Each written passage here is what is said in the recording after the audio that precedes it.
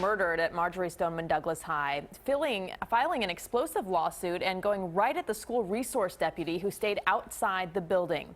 Andrew Pollock says Deputy Scot Peterson is a coward. The wrongful death lawsuit is also revealing graphic new details about how his daughter Meadow may have died at the hands of Nicholas Cruz. CBS 4's Carey has the lawsuit. He is live in Fort Lauderdale. Carey. Well, Rudabeh, Andrew Pollock lays the blame at several people and several entities for allowing this shooting to happen, but he does lay a large part of that blame at the feet of school resource officer Scot Peterson. Meadow Pollock was shot multiple times by confessed killer Nicholas Cruz. Her father, Andrew, has been demanding change in school safety policies since the shooting. And Monday, he filed a lawsuit in this case, placing a large amount of the blame for the shooting on Broward Sheriff School Resource Officer Scot Peterson. He could have really saved everyone on that third floor that day. Surveillance video showed Peterson rushing to the freshman building where he believed the shots were coming from, he told dispatchers. But the video shows Peterson taking up a position at a building a short distance away and remaining there. He let my daughter get stalked and shot 9 times on the third floor. In the lawsuit, Pollock's lawyers say Peterson hid and failed to confront the threat, endangering the lives of everyone in the freshman building. Scot Peterson is a coward, the lawsuit says, and that Scot Peterson cowered in his safe location the entire time Nicholas Cruz trained his AR-15 and rained bullets upon the teachers and students.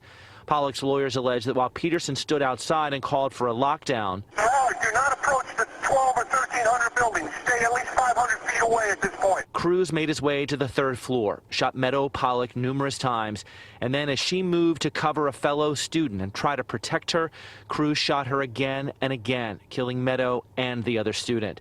The lawsuit says Scot Peterson waited and listened to the din of screams of teachers and students, many of whom were dead or dying, and the blast of Nicholas Cruz's repeated gunfire.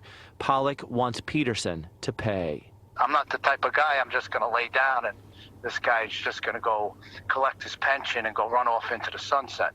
So that's not going to happen. When this Peterson moves wherever he wants to move in the rest of the country, wherever he's going to settle down, anywhere he goes, his face is going to be like a public figure.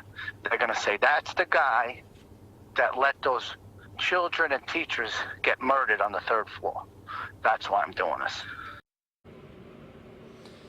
Andrew Pollock also believes that Peterson is responsible for many of the actions that law enforcement took on that tragic day. He believes that because Peterson told people to lock down the school, to not allow anyone into the school, that impacted the decisions that deputies and officers made that day. Of course, a lot of that has been scrutinized.